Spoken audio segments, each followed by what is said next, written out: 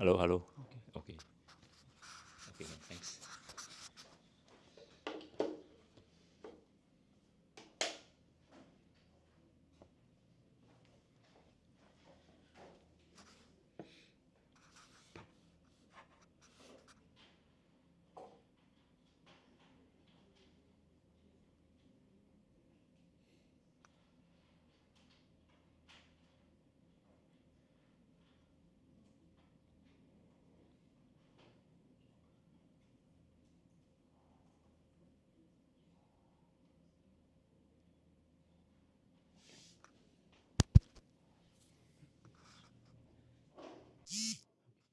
Okay, can.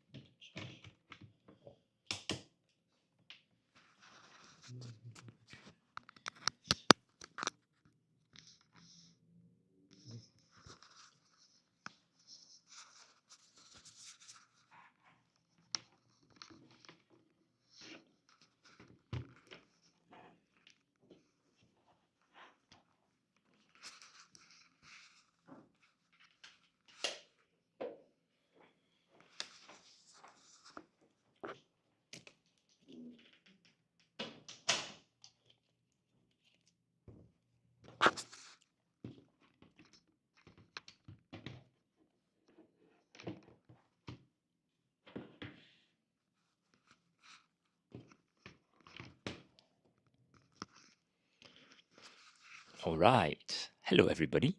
Welcome back. I'm teacher Nathan from Writers at Work.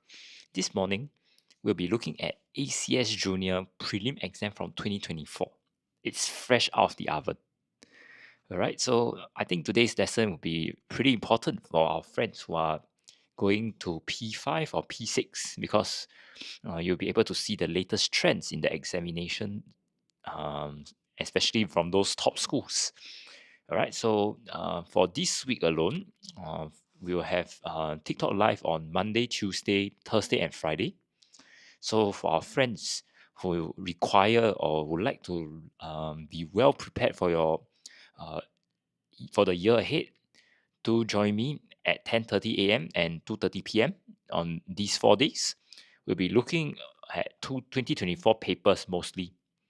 All right, and for the rest of January next year, you can join me on Sundays, 3 p.m. We will also be looking at 2024 papers so that you can start the school year right.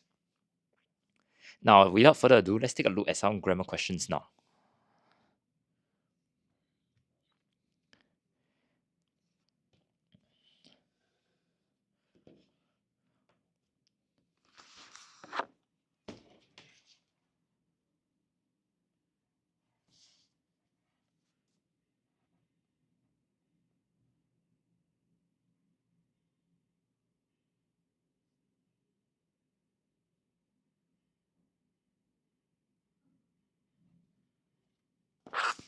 All right, so you can see we are looking at our first question. We should be mindful that there is dash of misinformation online. Okay, so for this question here, we're interested in determiners. Now, what are determiners? Determiners are basically your words that convey a certain quantity. Okay, let me write that down.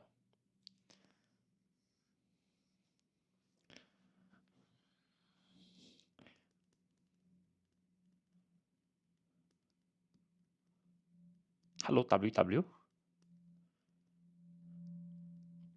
All right, and you can see this question is different from 2021 to 2024 2023 papers because they have a lot of words that are unseen.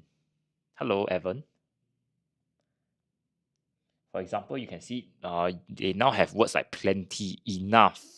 Last time in our previous questions is always the few, little, much, many. So you can see that the trend has already evolved. Right, but nevertheless, the concept is still the same. You identify what is the subject here, misinformation. And all of us know misinformation is uncountable. Next, the question tells you that you should be mindful, which suggests that this misinformation or like fake info, fake news, the quantity is very high. That's why they tell you that you need to be very mindful. So you can see the skill set is still the same. So long as you identify these two characteristics, it will point you to one answer, which is number 4, plenty of. Okay, so you can see plenty of is another synonym for much. Okay, so you can see the word many is always given. It's always an option. Many is for countable. Next, when we talk about few is also countable. Now, enough. This one is very interesting because enough here shows that the quantity is satisfactory, is just right. So in this case here, we can't really be using this word because we are looking at high quantity, not sufficient quantity. All right.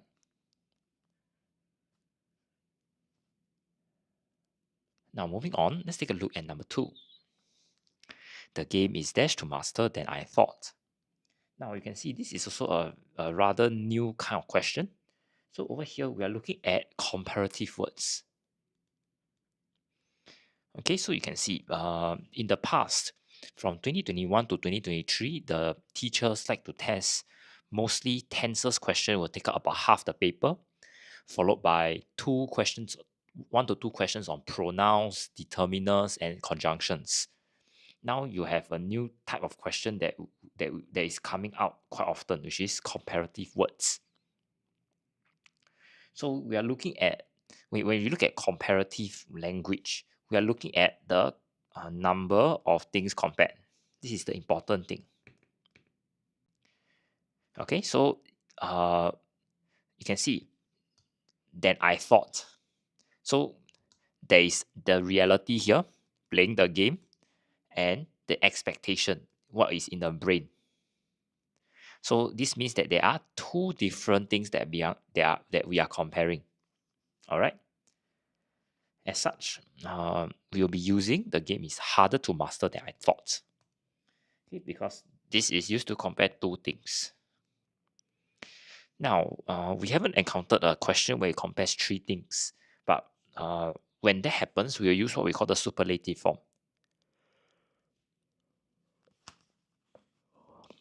So when we use the superlative form, we need to have the word the in front. So it will be the hardest, the quietest. Okay?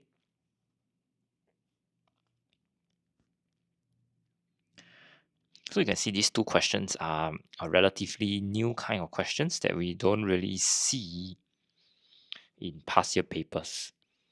Okay, so apart from doing the papers, getting the answers right, it's important to understand the trend so you know what kind of questions the teachers are gearing students towards, and with that in mind, then you are able to prepare yourself adequately. Okay.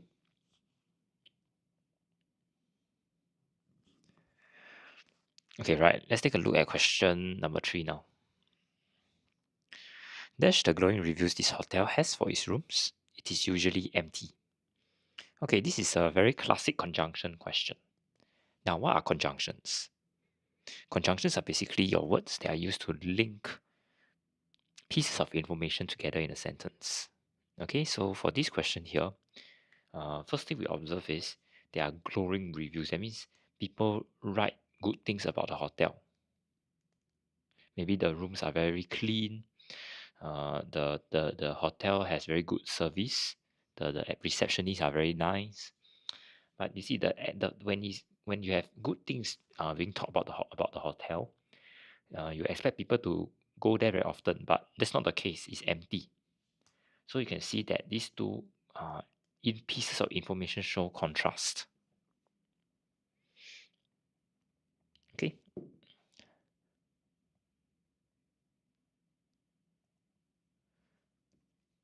So in this case here,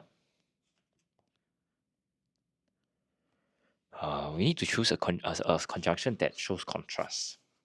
Let's take a look at the options. First one is since. Since means for that reason. Or another word to use is because. Before shows a sequence of events. For example, before I ate lunch, I washed my hands. So it's like step-by-step process. Okay. Next thing. Despite and although. These two are your classic, I would say, options that the teacher usually tests you on. Okay, for prelim papers, do expect to understand and apply despite and although in various contexts. Okay, so these two show contrast. But how do we know which one to choose? Well, we need to ask ourselves, following despite, it needs to have a noun or pronoun. So you need to talk about despite a particular something tangible, an object or a human. However, for although, you need a clause. That means you need to have a verb and a noun.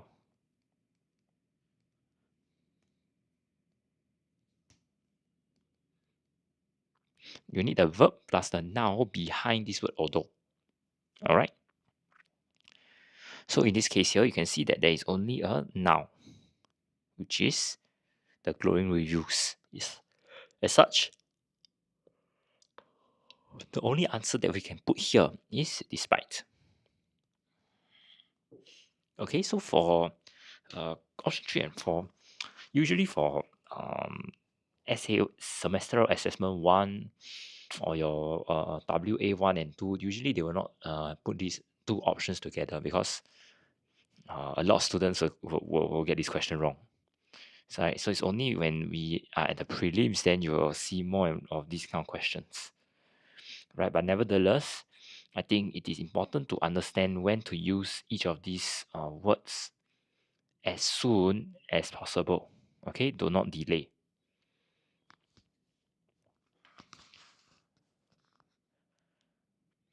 Okay, let's go on to question 4. Nadia wrote the story. We told her that she should write about dash she. Okay, so over here you can see that it is your classic question tag question.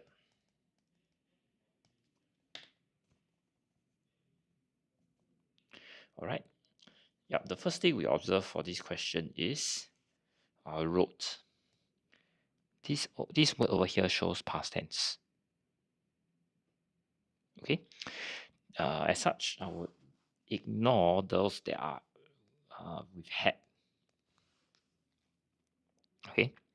Why? Because had is in had needs to go with a participle form. Okay. I'll elaborate on it further later. So looking at our options, we have did and didn't. So you can see wrote. You could rephrase it as she did write. Okay, did here is also past tense. Write is positive connotation. So at the back, we need a negative connotation, which would be didn't she. Okay. Now looking at the next one on had. Had needs to be accompanied by a participle. So it will be had written. Okay. And this will be in the past perfect form. Now, some of you will be asking, then when do I use past perfect form? Like, what is it used for? This past perfect form is used to show one action occurring before second action took place.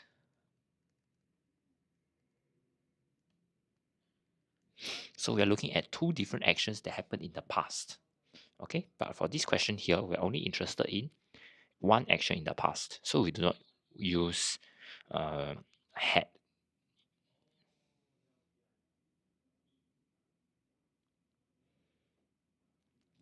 Now you can see that for question tag questions, they are not new. Past year papers will also have all these questions from 2021 until now. Okay, I've seen many of them. But the trend nowadays is they are not giving you the exact word so easily. For example, they will not tell you upfront, he was late. dash was and wasn't he. Okay, so it's not so clear cut. The positive and the negative are together, and you can just derive the answer at one go. The uh, challenge now is they'll give you words that are not directly in the text. So you need to identify the tense first and come out with your own uh, interpretation. So it's like you're trying to rewrite the sentence. Then from the rewritten sentence, you can derive the negative or positive connotation of one of these options, and then you can get your answer. Okay, so you can see that the stakes are higher. However, you can as I've shared with everybody, you can see that the steps to derive the answer it is still the same.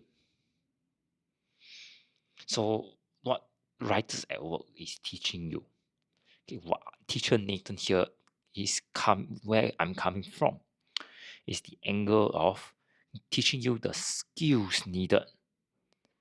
All right, the skills that will allow you to answer the question regardless of how the trend changes, regardless of whether there are or there are new tricks that the examiner plant into the question. All right. Okay, let's take a look at question 5 now. We always mistake Bobby dash Bertrand as both look similar. Okay, so this is not new. This is a very classic preposition question. Okay, so the options are also very, very classic. Nothing new, no tricks here. All right, so for this question here, the idea is, sorry, give me a moment.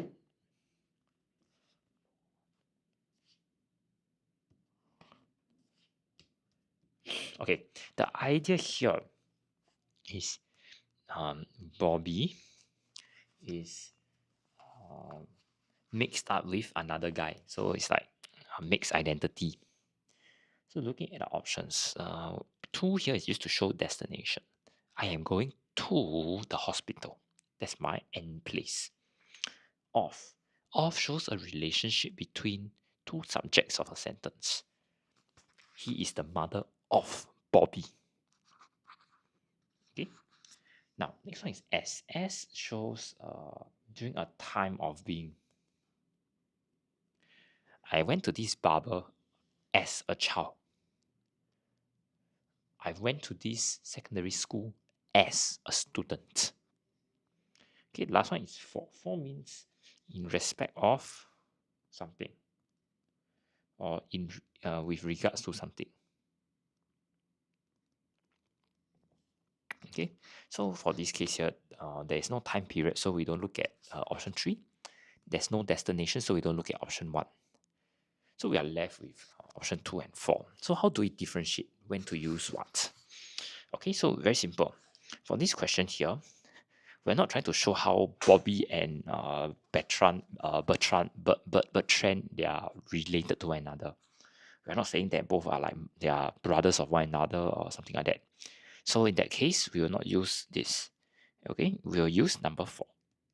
That means we are looking at the element of comparison here. Excuse me, comparison, and how they are probably very similar in certain characteristics or appearance. All right, so we have come to the end of these first 5 questions. I'll just leave the words here for a bit. So if you would like to review the questions or answers or some of the notes that I have made, please do so. Okay, any questions, do feel free to ask me.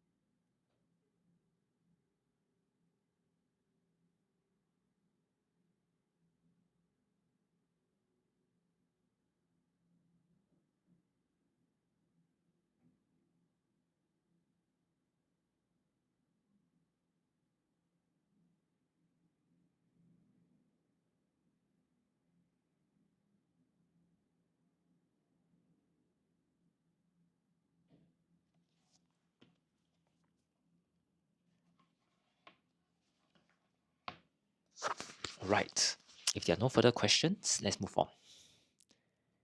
Melissa saw Jake dash some gummies from the container earlier that day. Okay, so this is also a very common question. So we're interested in tenses over here. Okay. The first keyword that we observe is saw. So this is verb number 1. And we have a second verb on the that I'm supposed to fill up here. So verb 2. Alright, and what do I need to do to go on? I need to apply the verbs of perception rule. So this means that when I have two verbs, my second verb here needs to be in the base form. So what is base form?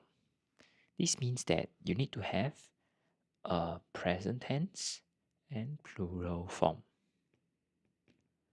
Okay, so in this case, Melissa saw Jake take some gummies. Okay, the answer will be number 1. Now, this is a very common question, so I'm sure most of you will know how to answer. But nonetheless, let's take a look at the other options to learn. Okay, number 2 is took. Took is in the past tense, while taken is in the participle form. So participle means one action occurred before the second one took place. And last but not least, we also have has taken. So this is a present perfect tense.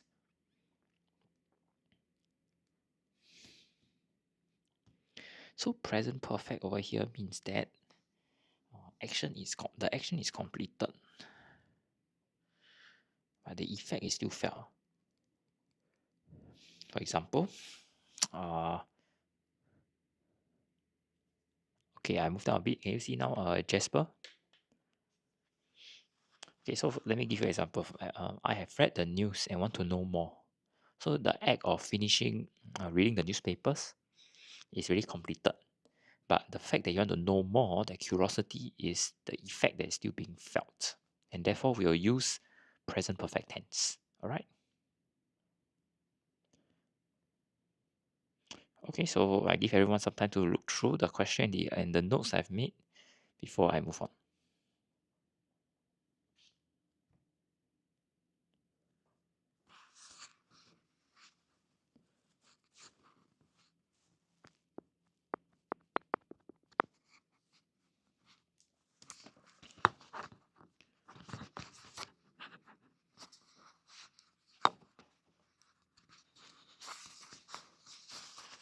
Alright, looking at question 7 now. No sooner had I sat down, dash Miss Toh walked in. So we are interested in conjunctions here. Okay, so the first thing we observe is no sooner. So this keyword needs to be accompanied by then, number 2. Okay, so we are looking at how two actions happen one after the other in quick succession. Right, so for this question, it's very special because we're looking at certain words that need to come together. So there is no need to consider the other options at all.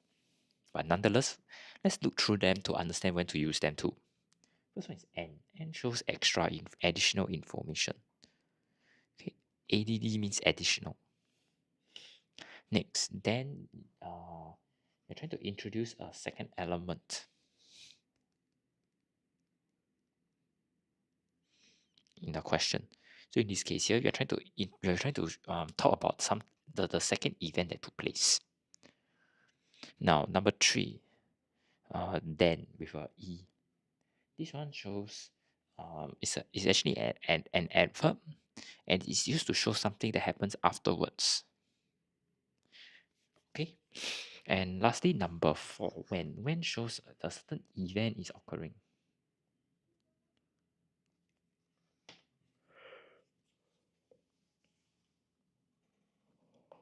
Okay, so in this case here, you can see that option 3 and 4 are quite similar. Then why do we choose option number 2? 2 and 3 are very similar, but why do we choose 2? Well, it's because of the word no sooner. Okay, so the words, these 3 words will always come together in a sentence. It's like either or, neither nor, that kind of concept. Okay, so I hope everyone can remember and do not get fooled, especially when these two options are together, option 2 and 3. All right, let's move on to question 8. My father yelled at Steve because he dashed the car the previous day. Okay, over here we're interested in tenses, and we observe two things. Yell, this is in the past tense already, and we also observe this act was committed the previous day. So when I have two actions in the past, I always will draw a timeline, okay, to ensure I don't get confused. So we have the present, we have the past, and we have the participle. So which one will happen first? The damaging of car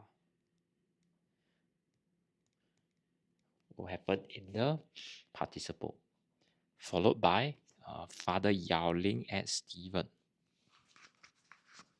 Okay, so in this case here, it's very clear cut where we have a past participle here. Sorry, a past perfect or participle form. Okay, I will use this naming convention. So when we have a past perfect, the answer would be number 3. So you can see one action occurred. This one occurred first before my second action took place. Okay, so that's the definition of past perfect form. Option number 3. Okay, so let me look at the other options with you and explain to you when to use them. So the first one we have is damage. This is past tense, very clear cut. Next, has damaged. Okay, for this case here, it's in the present perfect tense. Okay, like what I've talked about a few questions earlier, we're looking at completed action. But the effect is still felt. All right.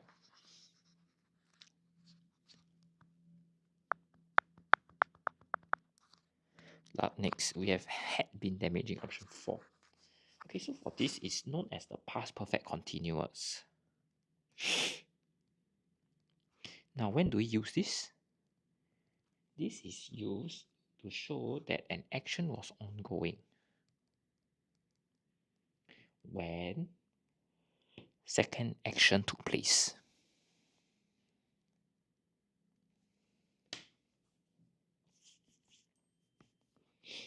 All right.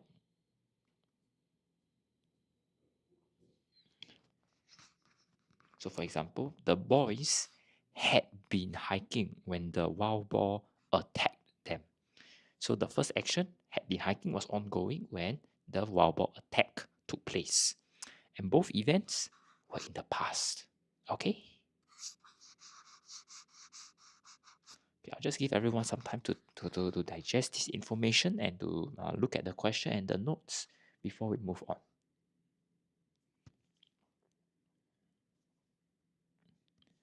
All right, so I'm just making sure that everybody can catch up and there's nothing blocking you. Okay.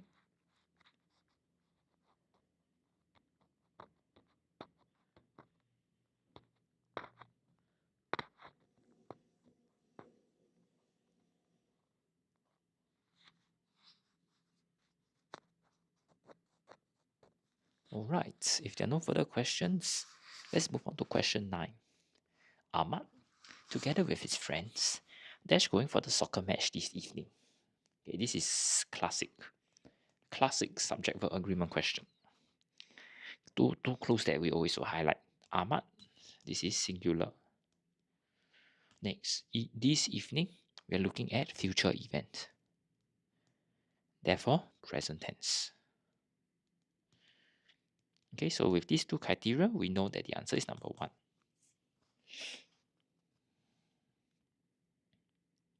All right, let's go on further. Number 10. Had Jenny cut the apples earlier, we dash lost so much time in preparing the dessert. Peter lamented. Alright, so for this question here, we're interested in tenses. And we also, this is combined with modal auxiliary verbs. So what are modal auxiliary verbs? These are basically your words that are like your could, would, will, to convey a certain meaning of the verb as well as the sentence. Alright, so you can see these kind of questions are rather new in the 2023 and a few papers, and also 2024 papers. There's this focus on modal auxiliary verbs and also ensuring that you know the tenses of the verbs. For example, may and might. Might is the past tense of may. All right. So looking at our questions, the first one is cannot have. Have here is present tense. Okay. Okay, look at who's here. Oh, Fang Sai. Hello. All right.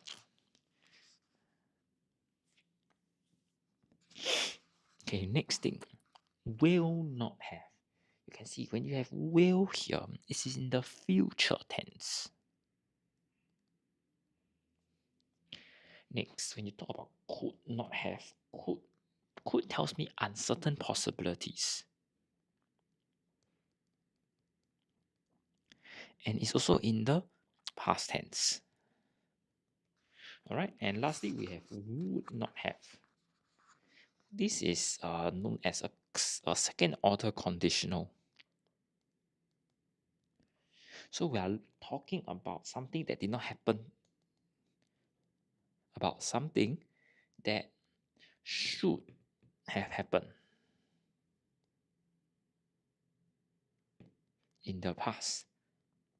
Okay, I use the word should because certain conditions need to be met in order for a certain event to happen.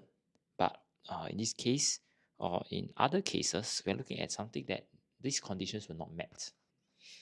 You can see, so if you look at the question, the condition is when Jenny cut the apples earlier, and people not losing so much time. This will happen in the past, right? Because the dessert preparation likely has completed. So they're lamenting something that happened in the past. As such, for this question here, our answer would be number 4. Okay, would not have.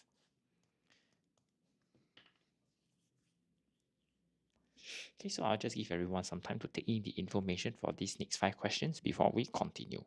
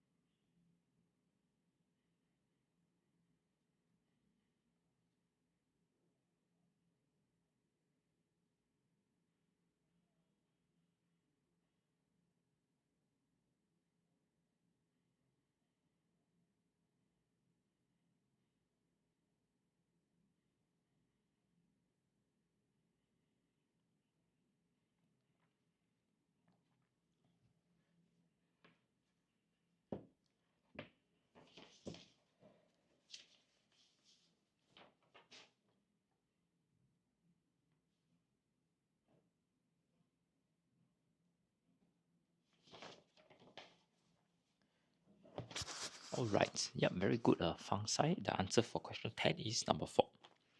Alright, let's move on further. Okay, so we are looking at some vocabulary questions now. Question 11. My mother has often encouraged me to work hard so as to dash in life's journey. Okay, so we are in our classic phrasal verb question again. So the first thing that we observe is like to work hard, and next is life journey. Okay.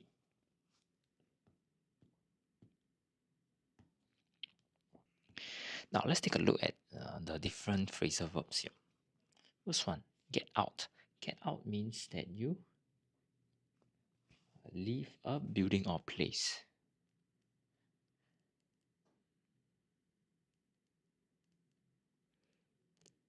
Okay, we have a new friend, Genie at EON. Okay, next we have get ahead. Get ahead means that you are successful in what you do.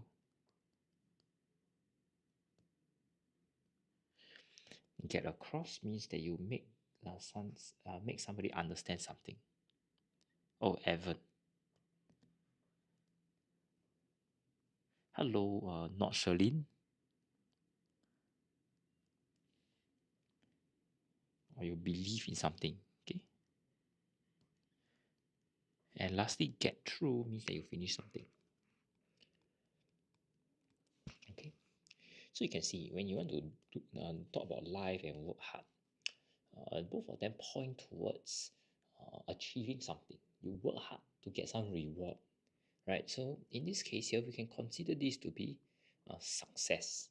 As such, our answer will be number 2, in order to get ahead in life. All right.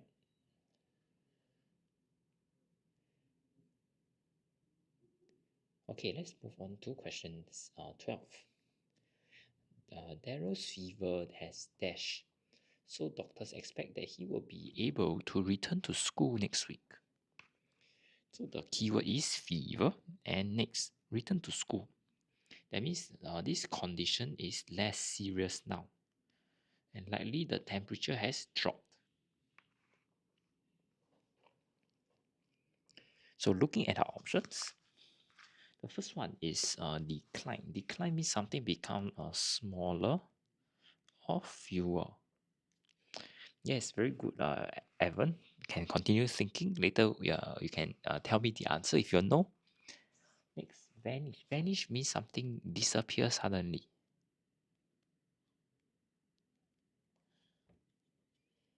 And usually it's completely.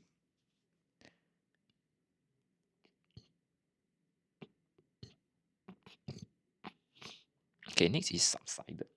Subside means something becomes less severe or intense. And lastly, depart or departed means something happened in the past.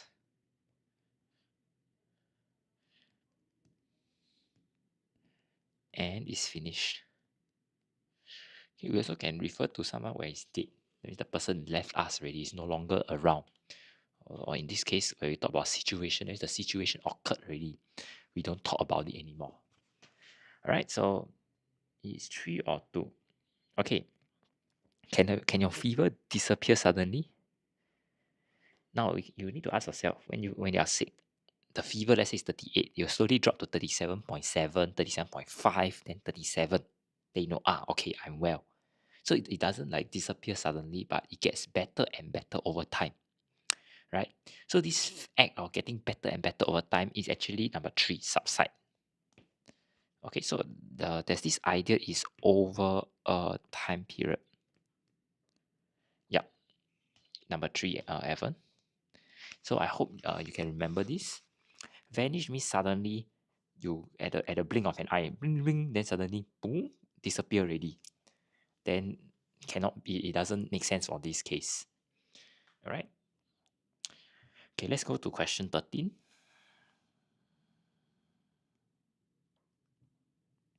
While the students enjoyed being on the treasure hunt, many were dashed by a very obscure clue.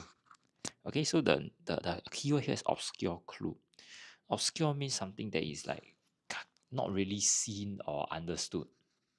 Okay, and you can see that the students, if they cannot find the clue or they don't understand what is happening, then they cannot solve the puzzle, right? Cannot solve the treasure hunt. So looking at our options, the first one we have is blocked. Block means block here means that you make movement difficult. So for example, if you put a barrier on the road, you block the cars from driving. Next is stumped. Stumped means that they are unable to solve a problem.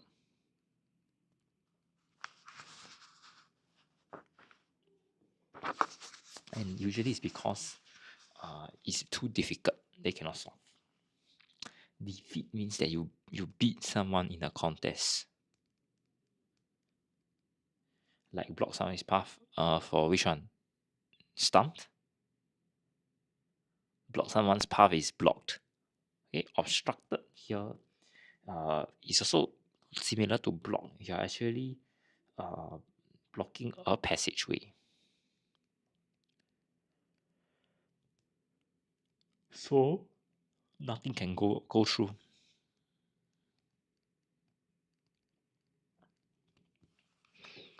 Alright, so for this question here, our answer would be number 2. Because when the clue here is like a problem and you need to solve this problem or this puzzle, right, in order to finish your treasure hunt, to find the treasure. So in this case here, the students were unable to solve this clue and find the treasure because it's just too difficult for them. Alright. Okay, moving on to question 14. When the football match was over, the supporters of the winning team were dashed in a euphoria, not realizing it had started to rain. So you can see, the first thing is euphoria. That means they are very, very intensely excited. They're celebrating like crazy. And you also observe, alright, I just explained. So euphoria means you are in very high spirits. You are very excited. You are very happy. It's very intense. It's like, imagine you get full marks for a test and you're celebrating. That it's that kind of feeling. But imagine not just you. There are like 20, 30 or even hundreds of people having that same feeling as you. That's the atmosphere of euphoria. Alright. So because they're in high spirits and they are celebrating so much that they not realize it started to rain, we are looking at that kind of that kind of action, that kind of celebration, that partying until in a very crazy manner, right? So looking at our options, the first one is raving. So when you rave, it means that something is done in a very extreme manner. Okay, next, when you rove, it means you move from place to place. Rebelling means that you don't like rules and you are trying to break them. While reveling, that means you are trying to participate in lively festivals. All right. So in this case here, the answer will be number 4, because you are partying in this lively festival. So you're celebrating, and the celebration is like very intense. You don't care about the time, you don't care about the weather. You just want to express your joy.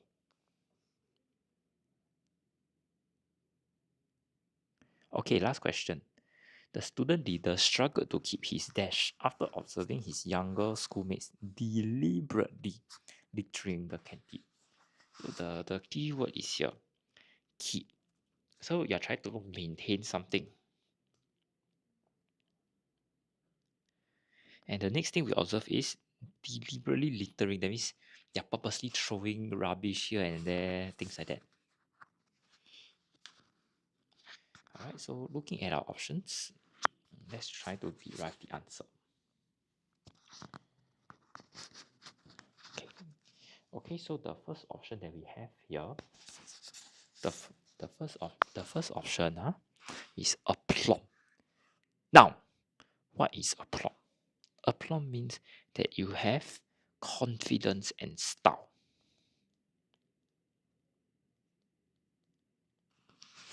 Next, assurance. So what is assurance? Assurance means that you are certain of one's abilities. You have that kind of confidence in something. Okay? Now, next is composure. So composure here means that you feel calm or under control. Lastly, compassion means that you have sympathy for someone. So usually someone in a very sorry state, right? The beggar, the stray cat, things like that. So in this case here, you can see he struggled. That means he's unable to do something, right?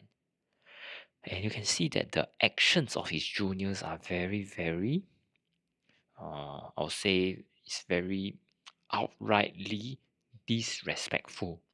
You are purposely littering your rubbish everywhere. So the closest option that we have would be to give his composure. Means you are trying to maintain that kind of emotion to say, I'm not going to scold them, things like that. And he's a student leader some so you need to enforce the rules. All right. Okay, with that, we have come to the end of this part of our vocabulary. I'll just leave the things on the screen here for a bit so you can take in the information.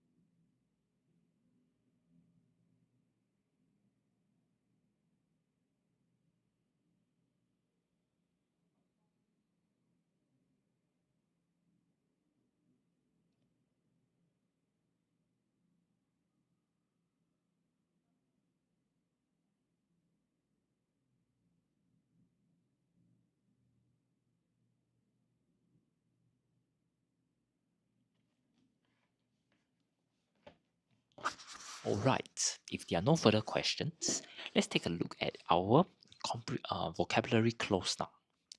So what will happen will be as follows. I'll read through the text with you and we'll understand the words that are underlined.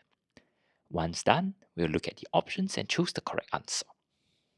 So the text goes. Before classes began, the corridors of the women's high school was filled with cheerful chatter and lively greetings. Inside the classrooms, heads were bowed in concentration, and hands are busy copying notes off the blackboard.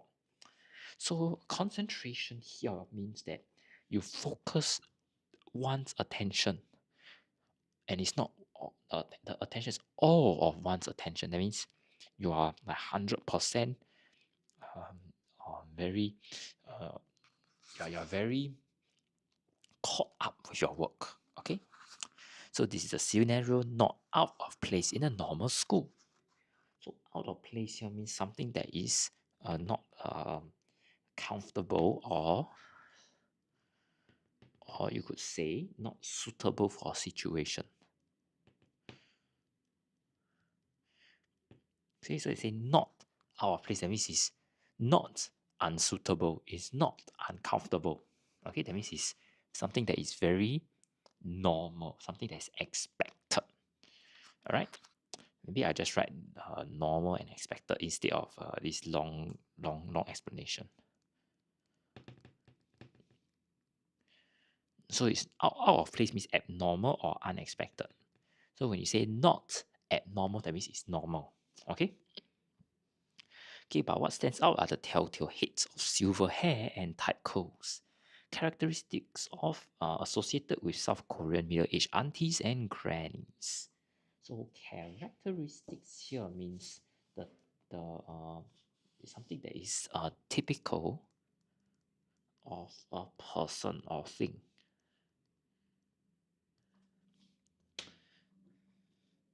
Okay, at this specific school, almost 90% of the students are in their 70s and 80s, catering for mature women who did not manage to complete or receive their education. So catering for, right? That means you are trying to provide what is needed.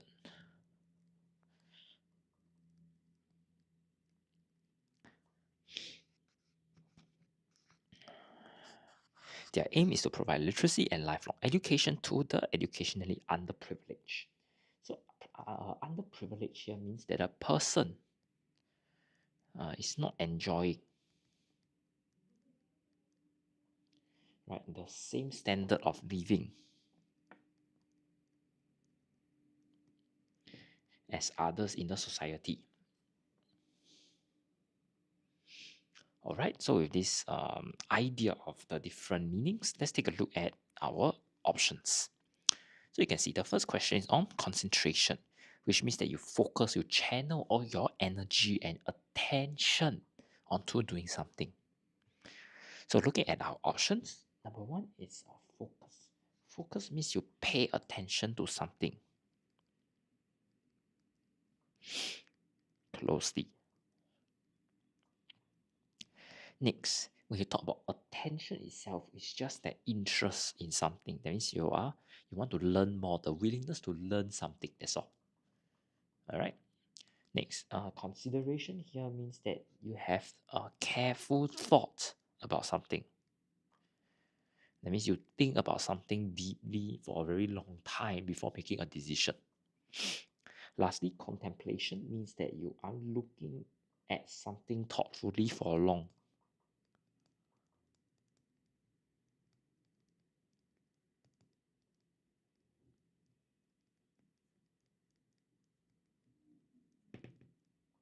Okay, so you're like reflecting. Maybe you can contemplate by looking at a building. You think, last time when I was a student there, what did I do? Blah, blah, blah.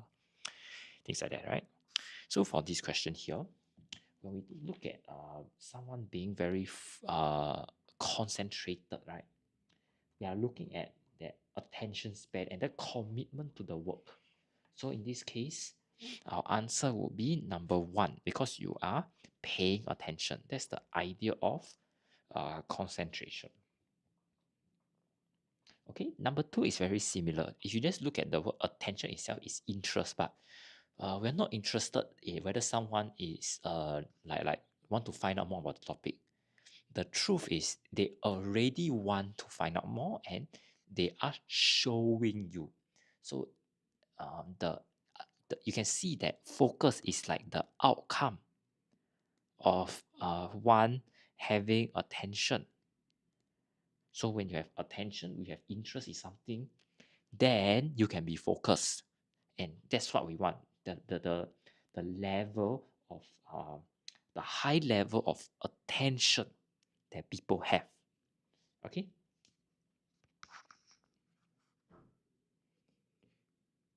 Yes, very good, Evan. Okay, moving on. Let's take a look at number 17 here.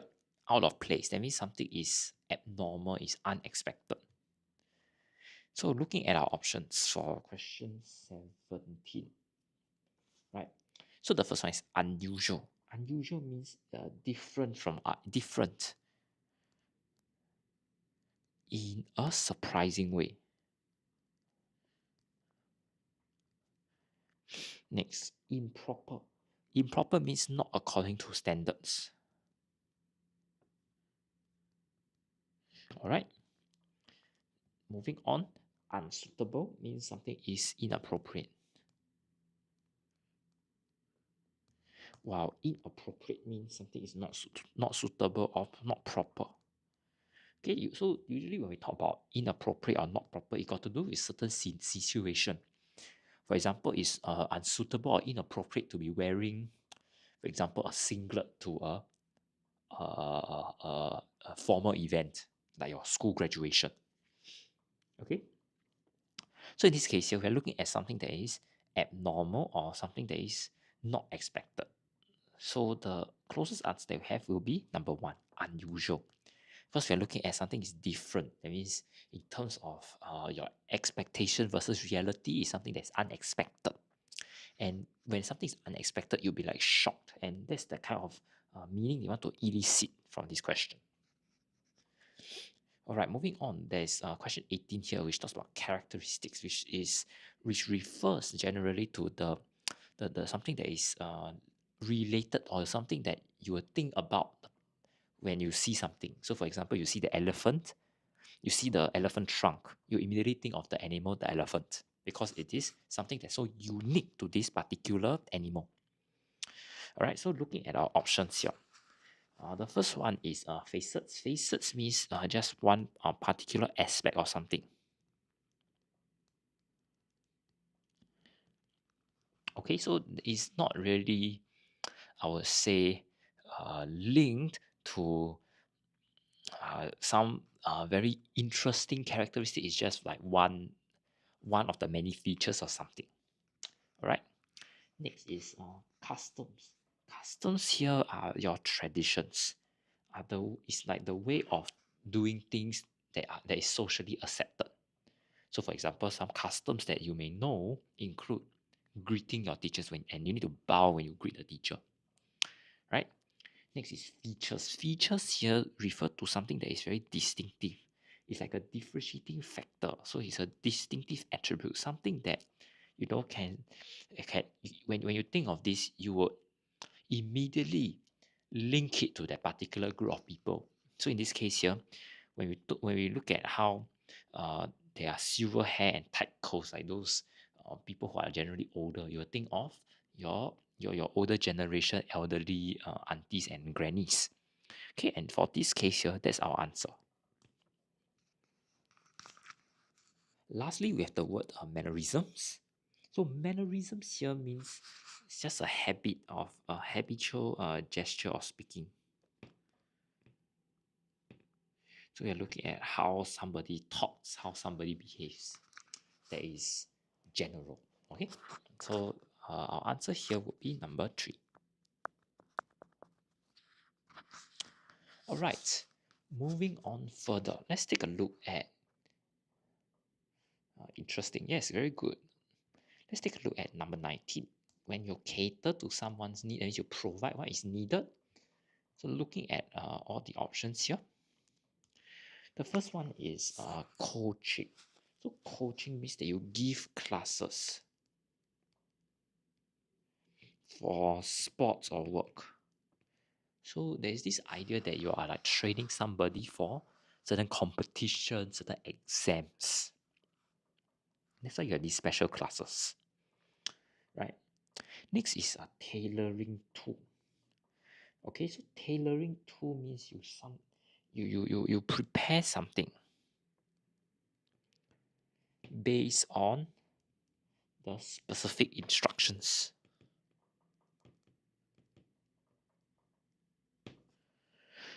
Or maybe the specific needs of the particular group of people. Okay, it can be your students, can be the elderly, can be anybody that you define. Right, next is a pandering tool. So pandering tool means you provide exactly uh, what one needs, especially what is unreasonable.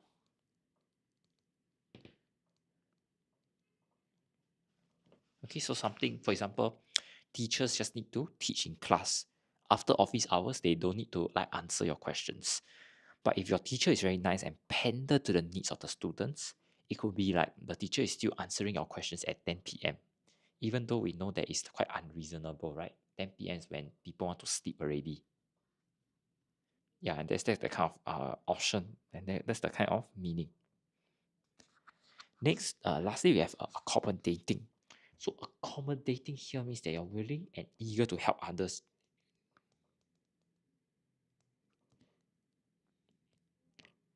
And you may do so by changing your own plans. All right. So in this case here, when we look at how you're trying to cater to someone's needs, you are actually tailoring to their needs. That means you understand, for example, their challenge. For maybe for example, the elderly folks here, right? Maybe they cannot do worksheets with very small print because they have very poor eyesight, right? The elderly, the Lao Hua, those kind of things. So as such, you tailor. That means you prepare the worksheets with larger fonts. It's nothing unreasonable here. So we don't use pandering, and we don't use accommodating because there is no evidence that the author or the teachers actually change their plans, maybe their teaching plans or anything like that. All right.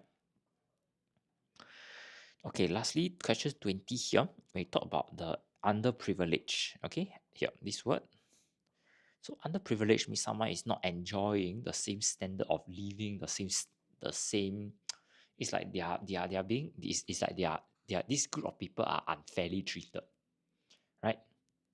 So without, for example, those people they don't have certain rights, things like that.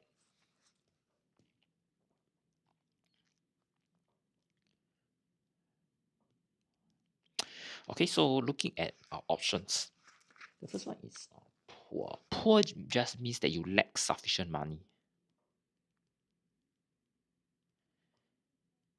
Okay, so it's very limited to financial terms. Pathetic means that it arouse sympathy. Okay, and this is due to the vulnerability and the sadness of the person or thing. So for example, now if let's say the beggar only eats one meal a day, it's very pathetic because it shows that he really don't have enough food, things like that. Okay. Next is destitute. Destitute here means someone is very poor and is unable to provide for themselves. So again, this is very limited to in the scope, right, to financial terms like money. Okay, lastly, disadvantage means you have unfavorable circumstances. So we are not limited to money here. Your unfavorable circumstance could be like you don't have certain rights. For example, the person doesn't have citizenship, so he can't even apply to go to school. This is what we call disadvantage, and this is the closest option to our answer for underprivileged because we are looking at how someone don't have that same opportunity, right? It's not just money; it's in terms of their living, how they live, the social needs, the emotional needs, and this, and it's more than just money. All right. Okay, with that, we have come to the end of this part of our vocabulary close. I'll just give everyone some time to take in the information first before we move on.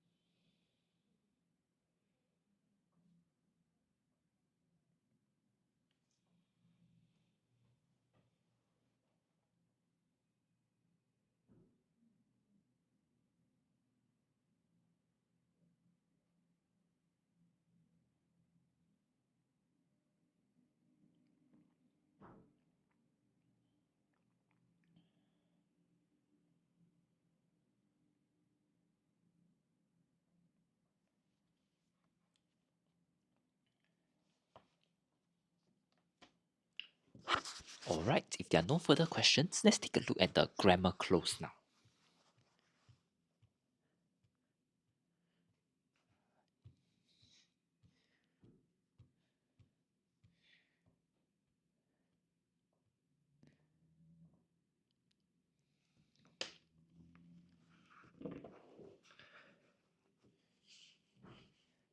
Alright, so the grammar close reads: imagine having to walk barefoot in the scorching heat with nothing to protect your feet from the fiery concrete.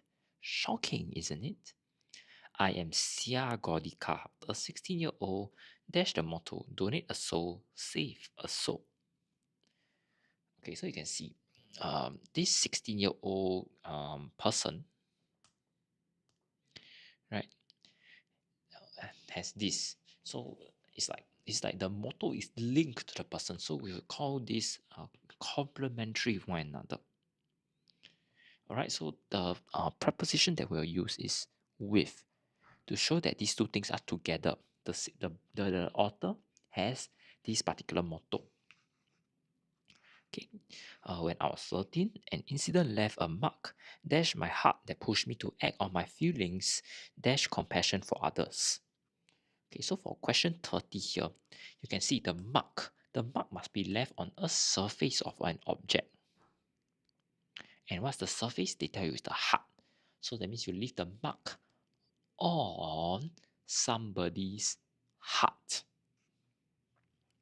Alright? And to act on my feelings dash compassion for others.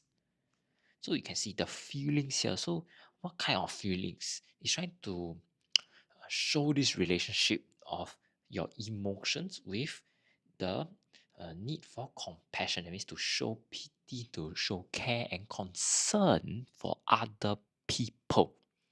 As such, we will use to show this relationship between two subjects, right? Your emotions as well as caring for others. We will use of. There was a construction site near my house. Dash, I noticed that the workers were walking barefoot. So you can see that we are looking at additional information here, right? Sorry, and you can see the construction site. So this is a place, and we are looking at how in this place the workers were doing this. So we need a pronoun to replace the place. All right, so we will say where. Their feet were extremely dirty and cracked, and some were also wounded due to the dire working conditions. Dash broke my heart was that many of them were children. So you can see we are looking at a certain element that make the author very sad. So what activity or fact? Okay, we are looking at this particular activity or fact. Okay, I write here. I write down particular. So we will say what. All right, for question 33 here. The image of bleeding feet has been at the back of my mind ever dash. So we are saying that the image has been in the mind from a time in the past till now.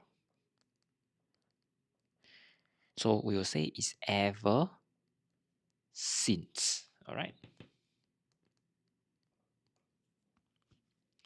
Upon research, I found out that these people without shoes were dash only exposed to wounds but also countless diseases, allergies, and infections. So you can see when you have a but also, the front part here, right? This is a conjunction. So we need to always use not only but also. Okay, so we are trying to show additional information. So they tell you this is information one, right? When people without shoes, they can get injured.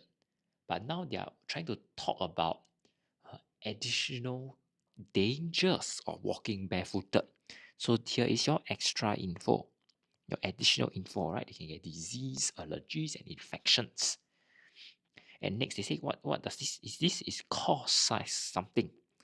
So this is the source of all the infections. So we'll use the preposition by to highlight this, caused by something. All right. Yeah, they're horrified that millions in the country had no foot cover, while 300 million pairs of shoes dash being discarded annually. So for this question here, you can see this fact happened in the past.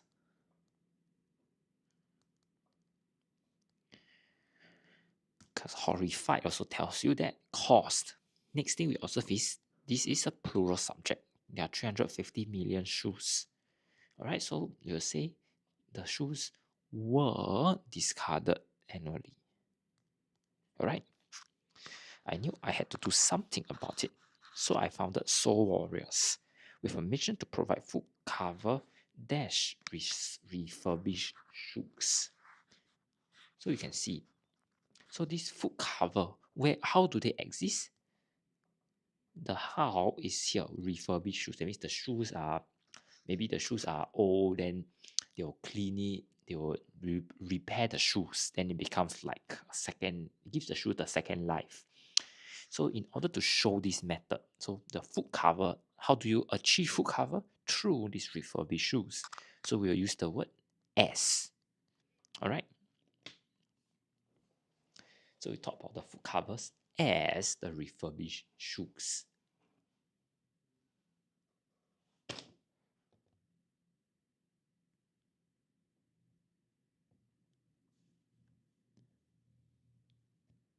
Okay, let's take a look at our editing now. The dugong is a large marine mammal that belongs to the same mammalian order as manatees. The species are sometimes called sea cows and are thought to have evolved from an ancestor related to the elephants. Alright, so the first question here tests you on the word ancestors. Alright, so how do you spell ancestors? Is this way, ancestor. Okay, found in the Indo-West Pacific region. Dugongs are believed to have spawned mermaid legends. So belief is spelled this way. Oops.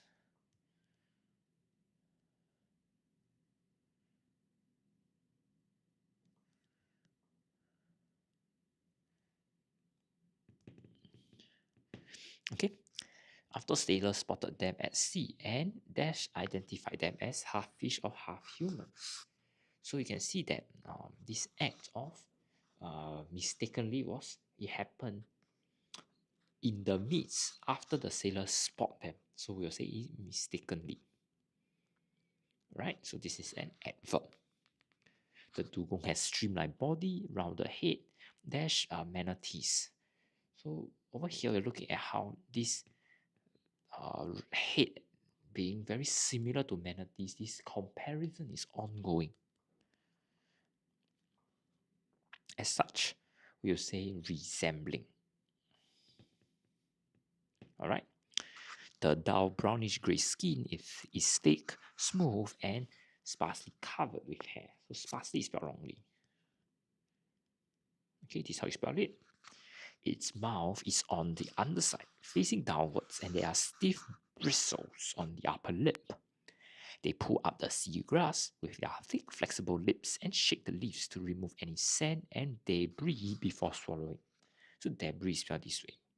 Okay, so even though there's an S behind here, it's read as debris. You will not pronounce the S, so you will not be debris. That's wrong.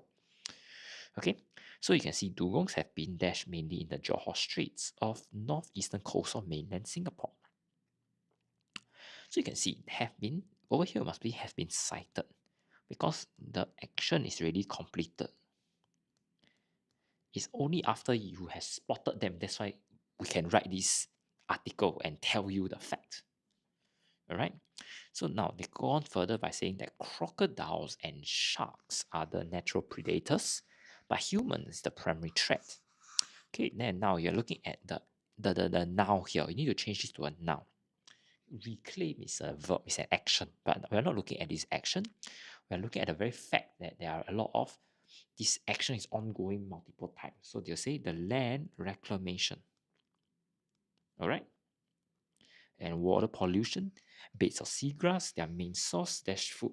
So the source here is related to food. So if you want to show this relationship, we use of. Alright? Have been destroyed. As they feed in shallow waters, they are often injured by the propellers of passing motorboats and get entangled in submerged fishing nets. So entangled is spelled this way.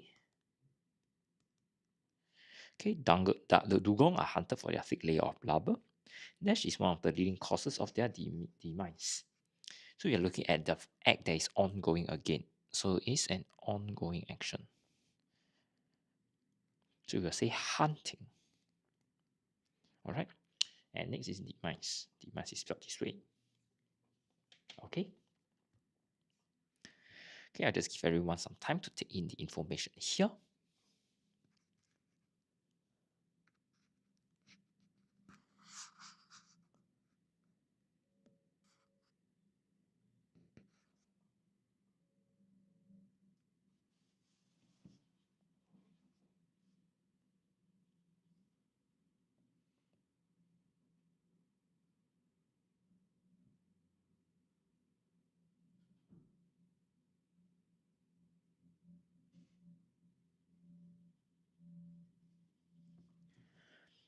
Alright, everybody. So due to the interest of time, we'll stop this paper now at this current juncture, but not to worry. We will go on further and finish the paper later in the afternoon at 2:30 p.m. So now, because of the time constraints, we will need to transit to our O-level teaching session now. Alright, so for those of you who have friends who are in secondary school, especially those in secondary 4, do encourage them to join me later about 12:15 to 12:20 p.m. We will be doing an O-level paper from 2015. We'll look at some tips and tricks to help you do well. Alright. If not, for our primary 5 and 6 friends, do join me later at 2:30 p.m. We'll complete this paper and we'll look at another paper too. Okay? Till then, I'll see you guys around. Bye bye.